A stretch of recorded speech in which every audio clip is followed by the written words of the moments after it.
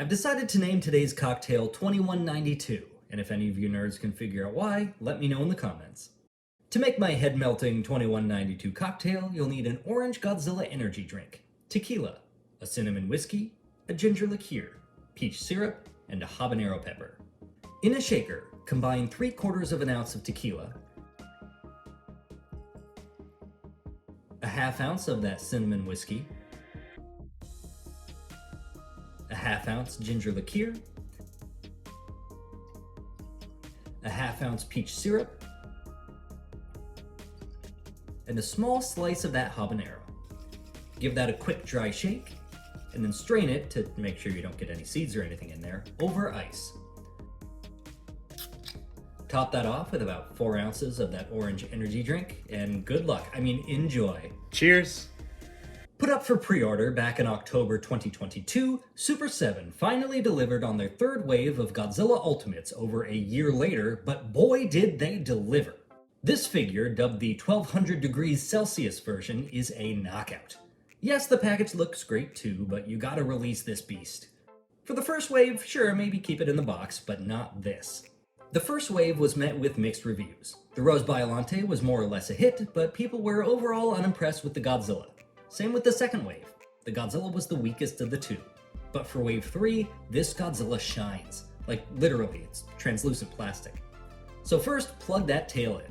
Once you pop it on, keep going unless you want it a little loose. There we go. The price remained the same as all the others at $85, but only came with a single accessory this time. The 89 came with a bonus head, a bunch of hands, and a vine neck wrap. The Burning 95 came with a bonus head, extra hands, and some smoke effects. This one comes with a swappable skull head, and that's it. And it's not like they limited the accessories here to help balance out the cost of its wavemate, because Destroya received a price hike to $110. So that's whatever, because while the money certainly didn't go into the accessories, it definitely went into the main figure. First off, the translucent plastic. Have I mentioned that I love translucent figures? Especially when there are painted parts to complement it, and this nails it. You have painted bones and skin parts throughout the figure, and just look at this tail. The tip of the tail is a work of art. The stock head has the skin melting off the skull, but the replacement head, which can be plugged on after you pop off the other one, is just a skinless skull. I like that one better, but they both make neat display pieces. This figure is a fairly close match to the promo images, which is both a positive and a negative. The positive is that those early images appeared to be more painted than translucent, so that makes this translucent one even better. The negative is the diaper. For some reason, they cast that section with a black plastic and a flexible translucent rubber around it. The black plastic doesn't allow light to shine through in quite the same way, plus the rubber is a different color than the rest of the body and significantly less glossy. Super7, why did you do this? I'm genuinely curious.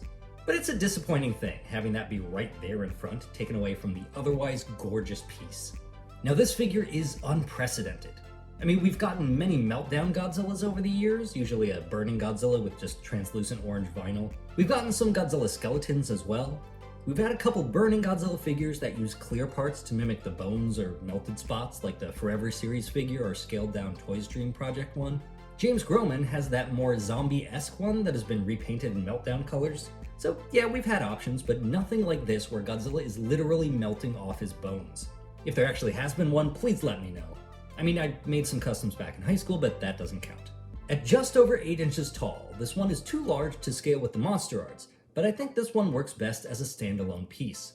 For articulation, you have that head on a double ball joint, these two neck segments right here, some rotation at the waist, a ball joint in the hips, bend at the knees,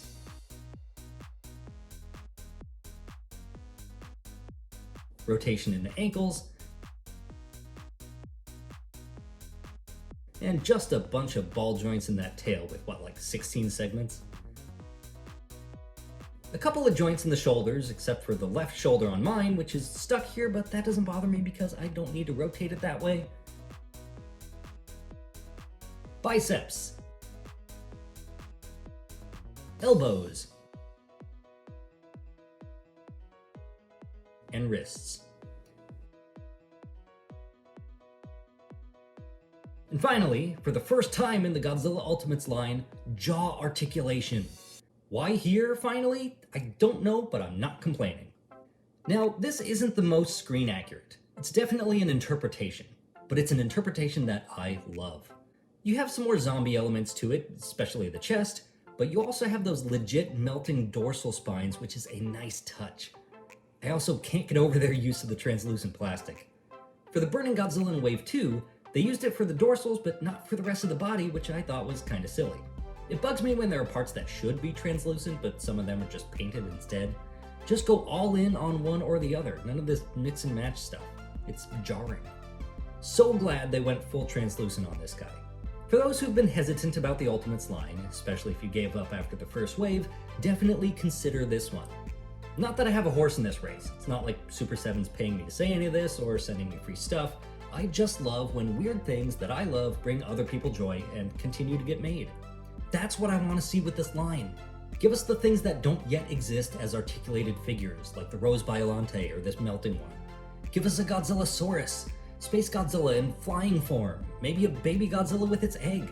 Fill the holes left by Bandai. I'm curious to see what other oddities come in future waves, assuming the line continues. Until then, thanks for watching and liking and all that good stuff, and remember to please drink responsibly.